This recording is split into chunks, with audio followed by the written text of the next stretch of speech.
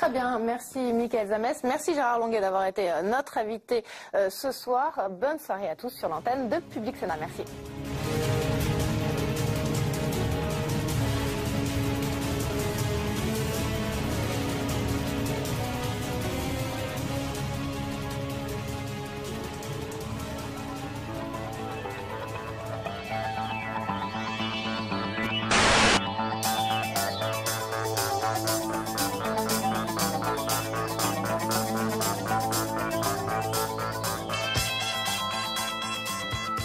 Salut à toutes et à tous, bienvenue pour ce numéro 13 des infos dont on parle peu.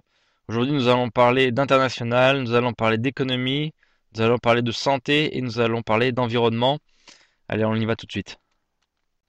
On commence tout de suite avec la Turquie, où 28 soldats ont été blessés dans la nuit du 18 au 19 octobre lors d'une attaque de rebelles kurdes contre un gazoduc reliant l'Iran à la Turquie et qui a conduit à l'interruption des livraisons de gaz iranien. Les terroristes ont organisé une attaque contre un gazoduc près du village de Turkeli dans le district d'Elekskirt. Toujours la Turquie qui renvoie à Israël des drones qu'il a achetés. La Turquie a annoncé avoir envoyé 3 drones à Israël et il demande le paiement de dommages et intérêts pour violation de l'accord de vente, selon un rapport publié dans les médias turcs. Toujours en Turquie, mais là ce sont les États-Unis qui disposent d'environ 70 bombes atomiques avec le droit d'usage en cas de nécessité. C'est ce que rapporte l'agence d'information turque Kabar, citant des sources bien informées. Selon ces dernières, les États-Unis donc disposent de 70 bombes nucléaires de type B-61, placées dans la base aérienne turque de Ingirlik, située au sud de la Turquie. On parle maintenant d'Israël, où les soldats israéliens ont empêché une nouvelle tentative de briser le blocus maritime de la bande de Gaza le 20 octobre dernier. Ils ont arraisonné et pris le contrôle d'un navire finlandais transportant des militants pro-palestiniens, dont 5 députés européens. Le Premier ministre Benjamin Netanyahou a félicité l'armée et a qualifié l'opération de provocation. Et je cite, « Même les gens qui étaient sur le bateau savent qu'il n'y a pas de crise humanitaire à Gaza. S'ils étaient vraiment préoccupés par les droits de l'homme, ils seraient en route pour la Syrie. » Fin de la citation. On reste dans la même partie du monde et on parle de l'Iran qui est prêt à acheter à la Russie des armes et du matériel de guerre pour un montant de 11 à 13 milliards de dollars, a annoncé le 19 octobre le directeur du Centre d'analyse du commerce mondial d'armes, Igor Korotchenko. On parle d'un scénario d'une frappe limitée et rapide menée par Israël et les États-Unis. Donc Israéliens et Américains travaillent à une attaque qui a de bonnes chances de décourager les mollahs, selon une source proche des discussions. L'action que les participants considèrent la plus probable est une frappe chirurgicale américo-israélienne contre les sites d'enrichissement iraniens. Cette attaque pourrait ne durer que quelques heures dans le meilleur des cas et ne durerait de toute façon pas plus d'1 ou 2 jours selon cette source et serait conduite depuis les airs avec des bombardiers et un soutien de drones. En Iran, Aladine Bouroujerdi, le chef de la commission parlementaire iranienne de la sécurité nationale et de la politique étrangère, a envoyé une lettre de protestation à l'ambassade de France en Iran, Bruno Fouché. La protestation vise le propriétaire du satellite Hotbird de la société française Eutelsat, qui a arrêté les émissions et a supprimé les fréquences de 32 radios et de 9 chaînes de télévision iraniennes. Eutelsat a expliqué sa décision par des sanctions européennes contre l'Iran. Dans sa lettre, Bouroujerdi s'est déclaré désolé par la décision d'interdire les émissions des chaînes iraniennes, qui est une violation flagrante des règles et conventions internationales. Toujours en Iran, le commandant des Basij iraniens, Mohammad Reza Naji, a promis d'envoyer des centaines de nouveaux drones iraniens vers Israël. Alors je cite, « Les sionistes doivent s'attendre à des centaines de nouveaux drones de 25 modèles différents, équipés de systèmes de nouvelles technologies avec lesquels ils ne savent pas comment se battre. » On continue toujours avec Israël et des informations faisant état de préparation de la part des États-Unis d'un après-Israël dans le Moyen-Orient. Et nous avons droit à des déclarations même assez surprenantes d'Henry Kissinger, l'ancien homme politique des États-Unis, qui aurait déclaré en privé, je cite, « Dans 10 ans, il n'y aura plus d'Israël. Je répète, dans 10 ans, il n'y aura plus d'Israël. Fin de citation. Alors évidemment, ça a été déclaré en privé, mais en public, il a nié catégoriquement avoir tenu de tels propos. Mais avouez que c'est tout de même curieux toutes ces informations sur l'après-Israël. On continue avec l'aviation israélienne qui a effectué le 28 octobre dernier une frappe sur la bande de Gaza, tuant un commando palestinien. Pour leur part, des fractions palestiniennes ont tiré des roquettes sur une ville du sud d'Israël, rapportent les deux représentants des parties en conflit. Le raid israélien a coûté la vie à un activiste du mouvement Hamas et a fait un blessé, a annoncé RIA Novosti. Les militaires israéliens indiquent que l'aviation a ciblé un groupe de commandos se préparant à tirer des roquettes vers le sud de l'État hébreu. Les Palestiniens ont tiré au moins 2 roquettes sur Israël, dont une s'est abattue près de Beersheva, ville comptant près de 200 000 habitants. Et enfin, pour en terminer avec cette partie du monde, le gouvernement soudanais a accusé Israël, le mercredi 24 octobre 2012, d'avoir bombardé une usine d'armement à Khartoum. Selon les autorités soudanaises, qui disent se réserver le droit de riposter, cette attaque a fait 2 morts et plusieurs blessés. Pour l'heure, ni l'armée israélienne ni le gouvernement à Jérusalem n'ont souhaité commenter ces accusations. Les faits, aux environs de minuit, 4 avions ont effectué un raid sur l'usine de Yarmouk, selon le ministre soudanais de l'information. Lors d'une conférence de presse, Ahmed Bilal Osman a clairement pointé du doigt Israël comme le responsable de ce bombardement. On continue avec la partie asiatique, on va dire, et on va commencer avec la Chine. Suite aux aveux de Foxconn concernant l'emploi d'enfants de 14 et 15 ans dans son usine de Yantai en Chine, Nintendo a annoncé avoir lancé sa propre enquête sur la question pour s'assurer que ses produits sont fabriqués dans des conditions respectueuses de son éthique. L'usine incriminée est en effet embarquée dans la production de la Wii U, la nouvelle console de la firme. On continue avec la Corée du Nord et la Corée du Sud. La Corée du Nord qui a lancé des ballons dirigeables en direction de la Corée du Nord avec des tracts et des DVD appelant à se rebeller contre Kim Jong-un. Donc un de ces messages disait « À nos 20 millions de compatriotes, lève-toi, ne vous laissez pas berner par l'illusion de Kim Jong-un ». On continue avec l'adhésion britannique à l'Union européenne. Dans le but de renégocier l'adhésion britannique à l'Union européenne et de récupérer certains pouvoirs, le gouvernement conservateur a confirmé que le Royaume-Uni exercera son opt-out, une clause de sortie, pour s'exempter de 130 mesures européennes de coopération de police et de justice, réunies sous l'appellation Justice et Affaires intérieures. Et ce, y compris concernant le mandat d'arrêt européen, rapporte le Time. Le ministre de l'Intérieur, Theresa May, a déclaré que le gouvernement dans un premier temps, se désengagera en masse, puis par la suite, il cherchera à adhérer à une partie de l'arsenal législatif, soit les mesures qui sont favorables à l'intérêt national du Royaume-Uni. Un petit tour avec l'Amérique centrale et les États-Unis qui veulent se débarrasser de Correa, le président de l'Équateur. Le département d'État était déjà convaincu que le problème Correa allait bientôt s'évanouir, mais il a été choqué par le retour d'Hugo Chavez. Les hauts diplomates américains s'étaient convaincus et ont convaincu Clinton que Chavez allait perdre. La fureur provoquée par le retour de Chavez a conduit à un diktat, selon lequel la même erreur ne devrait pas se reproduire en Équateur. Les opérations de la CIA à l'intérieur de l'Équateur sont beaucoup moins perturbées qu'au Venezuela. On apprend que le budget américain, en utilisant principalement des fonds du Pentagone consacrés à influencer la prochaine élection présidentielle équatorienne, a, depuis le résultat du Venezuela, presque triplé pour atteindre 87 millions de dollars. Une somme qui finira dans les coffres de campagne de l'opposition et qui sera utilisée pour financer, soudoyer ou favoriser le chantage des médias et des officiels. Attendez-vous à un certain nombre de scandales médiatiques de corruption contre le gouvernement Correa dans les prochaines semaines. La Russie vient de publier un deuxième rapport à propos des droits de l'homme aux États-Unis, suite aux critiques adressées à Moscou par les gouvernements des pays occidentaux et les organisations internationales de protection des droits de l'homme. Le rapport indique que la punition corporelle est officiellement autorisée dans 19 États des États-Unis et que dans certains établissements d'enseignement, les élèves sont soignés, entre guillemets, au moyen de décharges électriques. Je cite, les États-Unis demeurent un pays qui compte le plus grand nombre de détenus au monde, 2,2 millions de personnes. Le problème des prisons secrètes de la CIA n'est toujours pas réglé.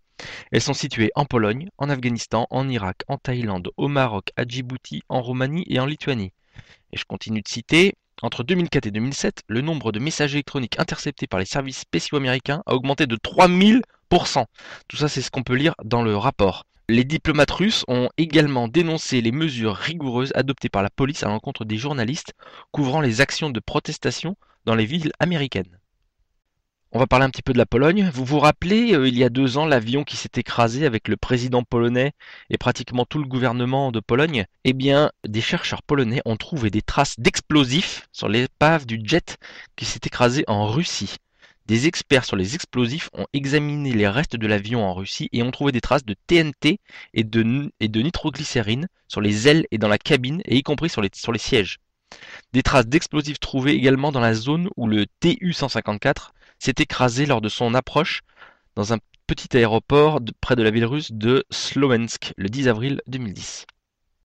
On continue avec l'Europe et avec la Grèce qui va devoir mener à bien 150 nouvelles réformes de son économie selon les recommandations du rapport provisoire des auditeurs mandatés par la Troïka.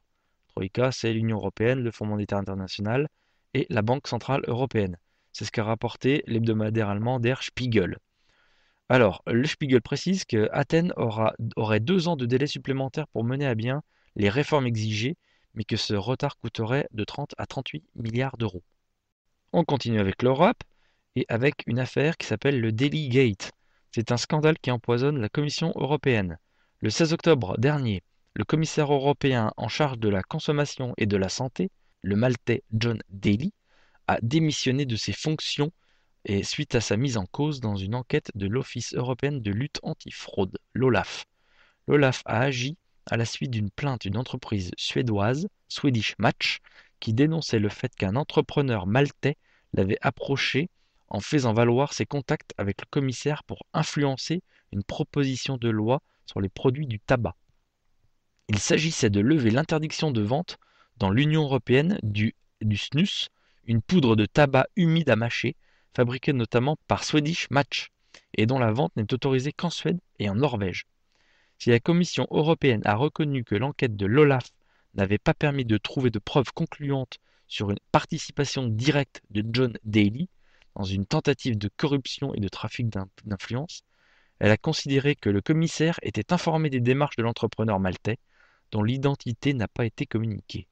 Le rapport de l'OLAF a ainsi démontré que l'entrepreneur maltais avait cherché à obtenir des avantages financiers en échange de sa supposée influence auprès de la Commission européenne. On continue avec l'Islande qui ne fait décidément rien comme tout le monde. Très durement touchée par la crise 2008, l'île est désormais en pleine reprise économique. Ça, les médias se gardent bien de nous le dire, et multiplie les tentatives pour reprendre en main le contrôle de son pays. Dernière en date, le vote en faveur d'un projet de constitution qui remet le citoyen au centre de l'échiquier et qui prévoit la nationalisation d'une partie de ses ressources naturelles. On continue avec l'Europe et avec le groupe aéronautique européen EADS qui a annoncé avoir investi des dizaines de millions de dollars pour développer un hélicoptère de combat qui pourrait répondre à des appels d'offres lancés par l'armée américaine. Selon son directeur général Sin Kafi, EADS va en outre chercher à nouer des liens avec d'autres spécialistes de la défense afin de porter ses ventes aux États-Unis, des ventes estimées à 10 milliards de dollars d'ici 2020. On va parler maintenant de la France, 2 petites informations sur la France. La première, c'est les Français qui partent de France donc pour aller s'installer en Belgique. Donc il n'y a pas que Bernard Arnault qui veut partir en Belgique. Des Français, même moins fortunés, plus jeunes, se pressent dans le Paris-Bruxelles. Et contrairement à l'homme le plus riche de France, ceux-là migrent en espérant bien payer des impôts, parce que ça voudrait dire qu'ils auront trouvé du boulot. Je cite, un nombre grandissant de jeunes Français sont tentés de partir à l'étranger, et notamment en Belgique francophone, pour commencer leur vie professionnelle, explique Éric Verhaeghe, auteur de Faut-il quitter la France? Motif de leur exil, le marché français du travail est de moins en moins motivant pour eux. Le nombre de Français installés dans la région de Bruxelles, capitale, est en perpétuelle hausse. L'Institut bruxellois de statistique et d'analyse en recensait 50 000 en 2010, contre 34 000 10 ans plus tôt. En 2011, le nombre de Français inscrits au registre belge a augmenté de 8,1%, la troisième plus forte hausse en Europe occidentale après la Suisse et le Royaume-Uni. Et enfin, pour terminer, on va parler de la redevance audiovisuelle française. Et nos députés ont voté, après un bref débat, l'augmentation de 4 euros de la redevance audiovisuelle qui passera de 125 à 129 euros, comme c'était prévu initialement par le budget 2013. Merci les gars. On regarde de la merde à la télé et en plus on va payer plus cher. On démarre la partie économie avec le risque des banques européennes qui s'élève à 2000 milliards. Depuis 2009, le risque systémique des banques européennes n'a pas diminué. Pour certaines banques, il a même augmenté, selon une étude menée conjointement par l'Institut de banque et finance des HEC Lausanne et le Volatility Institute à l'Université de New York. Cette étude couvre les 196 plus grandes institutions financières européennes en termes de capitalisation boursière. Je cite, un premier résultat important est que, dans l'ensemble, le risque systémique agrégé du système financier européen s'élève à environ 2043 milliards d'euros au 31 août 2012. C'est ce qu'a indiqué Éric Jondot, directeur de l'IBF. Ce risque n'est que légèrement plus bas que ce qu'il était en 2008-2009 lorsque la crise bancaire atteignait son paroxysme. On continue, c'est pas la crise pour tout le monde. Alors non, c'est pas la crise pour tout le monde puisque les banquiers de Goldman Sachs vont recevoir des primes moyennes de 280 000 pounds cette année après avoir reçu une augmentation de salaire de 15%.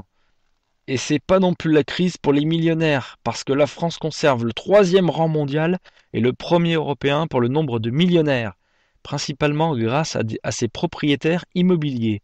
Elle devance l'Allemagne et la Grande-Bretagne, qui comptent plus d'ultra-riches, dont le patrimoine est supérieur à 50 millions de dollars. D'ici 2017, le monde devrait compter 46 millions de millionnaires, soit plus 62% par rapport à 2012.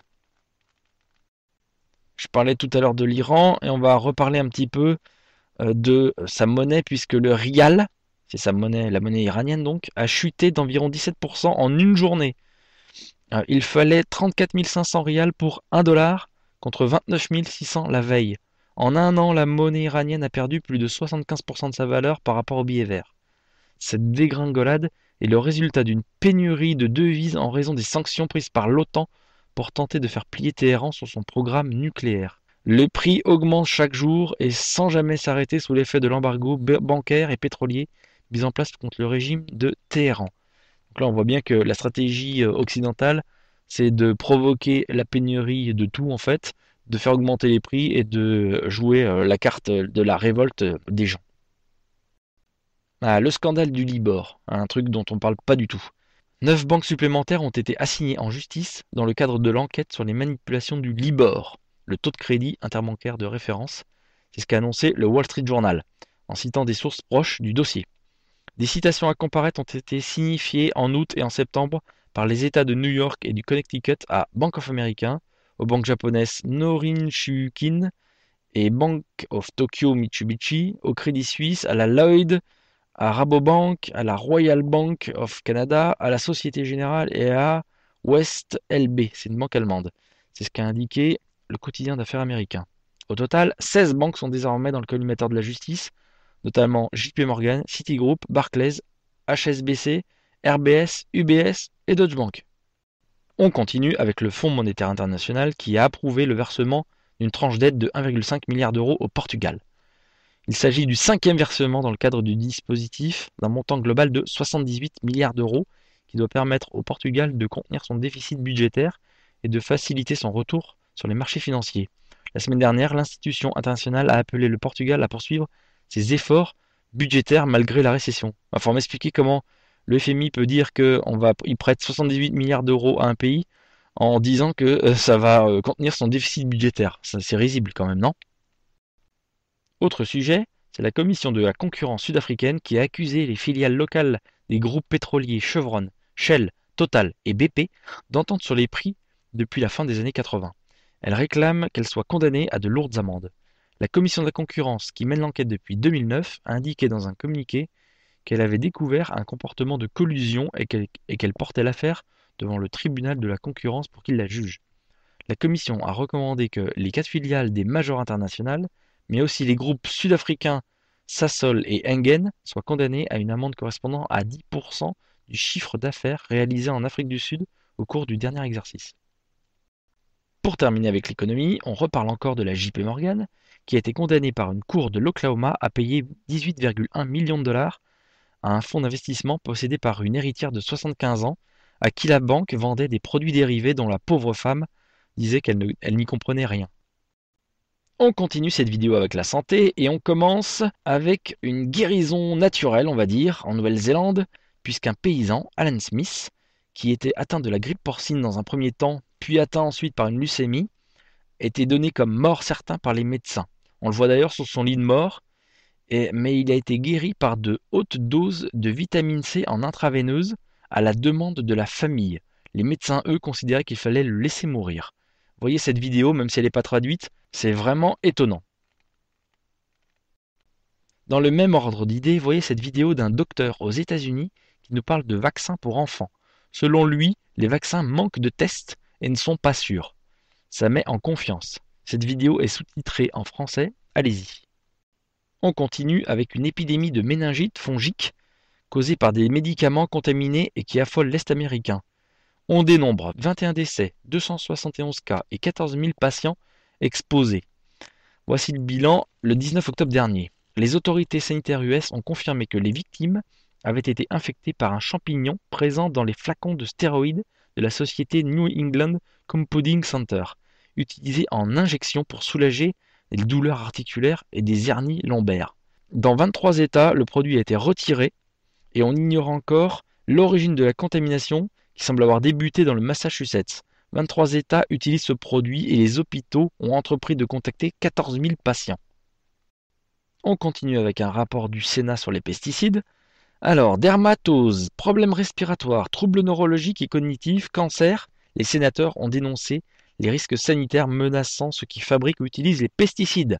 Je cite, « Il faut plus de volontarisme et de transparence pour aller vers le risque zéro », a résumé la sénatrice socialiste Nicole Bonnefoy. Fruit d'un travail de 7 mois et adopté à l'unanimité par les 27 sénateurs de la mission, ce rapport de 348 pages dresse un bilan sans concession de la situation avant de proposer une centaine de recommandations qui devraient faire l'objet d'un débat en séance plénière en janvier 2013. Les risques sanitaires des produits phytosanitaires ont été sous-évalués, je cite, sous-évalués. Reconnaît le rapport qui note que la peau est, je cite encore, quantitativement l'organe le plus contaminé.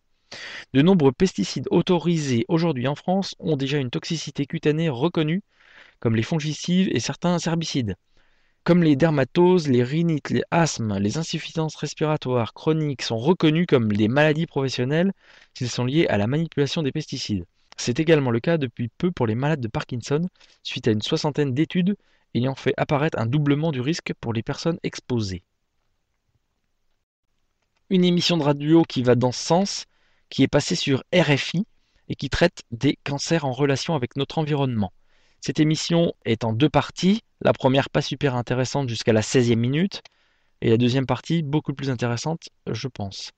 Bon, pas de quoi non plus monter au plafond, on ne traite pas un sujet aussi compliqué en 45 minutes. Donc les sujets sont survolés, et on ne parle pas de trucs style additifs alimentaires par exemple. Mais bon, c'est une émission à écouter. On passe à la partie environnement, avec une publication parue en août 2012, selon une équipe du Woodhull Oceanographic Institute. Le courant marin Gulf Stream aurait dévié de 200 km par rapport à sa trajectoire moyenne. Wow. Le Gulf Stream transporte des masses d'eau chaude de Floride en suivant la côte est des États-Unis. Refroidie, elle dérive vers le nord-est du bassin pour plonger en profondeur au Groenland. C'est la dérive nord-atlantique. Les données satellitaires du niveau de la mer et de la température de la surface de l'océan montrent qu'en octobre 2011, le centre du courant chaud a dévié de 200 km vers le nord par rapport à sa trajectoire moyenne.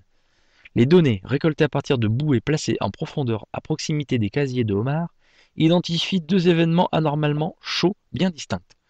Placés à l'extérieur du plateau continental de la Nouvelle-Angleterre, les flotteurs indiquent qu'en octobre et en décembre 2011, la température de l'océan a augmenté de 6 degrés par rapport à la température moyenne.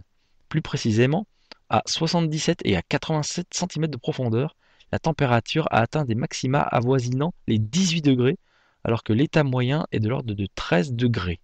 L'augmentation de température sur le plateau continental en septembre 2011 s'explique par la déviation du Gulf Stream. Les masses d'eau chaude ont nettement dévié vers le nord. Le phénomène a été de courte durée et n'a duré que quelques semaines. On continue avec une information qui va dans le sens du changement climatique, puisque la décennie 2000 a été marquée par une hausse exceptionnelle de la demande mondiale en charbon. Depuis le début des années 2000, la consommation mondiale de charbon a augmenté de 48% et a atteint 3 556 millions de tonnes. Cependant, le mouvement de hausse n'est pas vérifié dans tous les pays. En effet, la croissance de la demande est principalement portée par la zone asiatique, en hausse de 132% en Chine et de 92% en Inde en 10 ans. Sur la même période, l'Afrique ainsi que l'Amérique centrale et du Sud affichent également une croissance de leur consommation, alors que les États-Unis, par leur intérêt sur les gaz de schiste, et l'Europe affichent une consommation en baisse entre 2008 et 2009. Même si globalement le charbon ne semble plus très attrayant en France, le pays produit encore près de 5% de son électricité à partir de ce combustible. On parle maintenant d'éoliennes avec le géant allemand Siemens qui a lancé les essais en conditions réelles de sa nouvelle éolienne. Des pales géantes lui assurent une puissance de 6 MW, le nouveau standard offshore. C'est à Østerild, au Danemark, que la géante vient de démarrer ses premiers tours. Elle bat déjà un record, celui de la taille.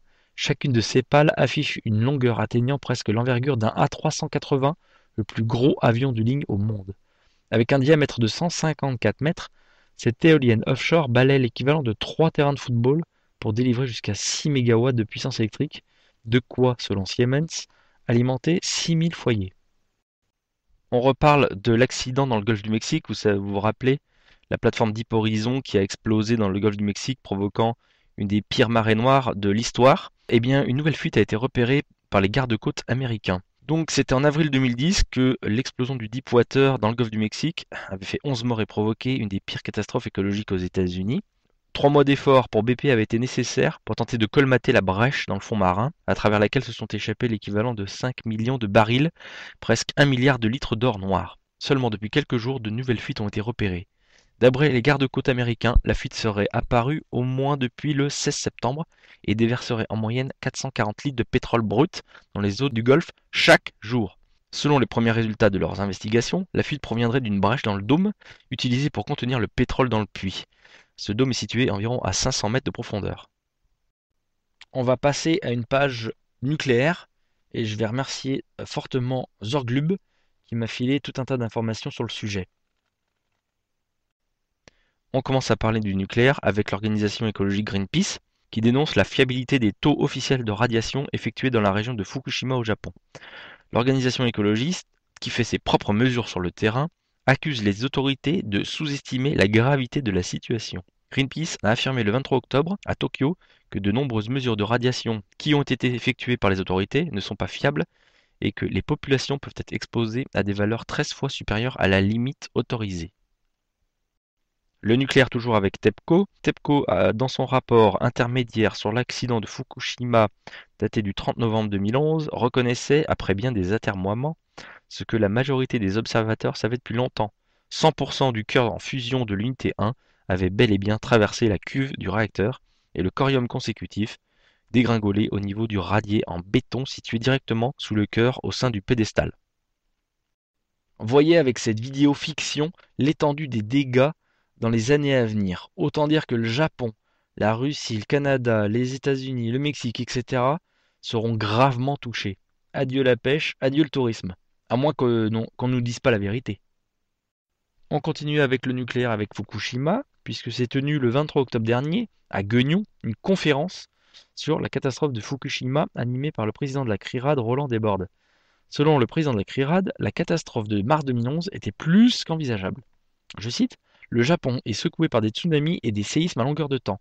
Les centrales sont toutes situées sur le littoral et les réacteurs ne sont pas placés en hauteur et sont directement exposés en cas d'incident géologique. » Fin de citation. Roland Desbordes a dit aussi, je cite, « Le lobby nucléaire a parfaitement bien compris Tchernobyl. Les États peuvent faire vivre leur population dans des zones accidentées par le nucléaire, même dans un pays comme le Japon. » Et enfin, quant au coût d'une telle catastrophe, le président de la CRIRAD a répondu « Nous estimons qu'aujourd'hui, 1/7 du Japon a été rayé de la carte. » Le nucléaire, mais en France maintenant.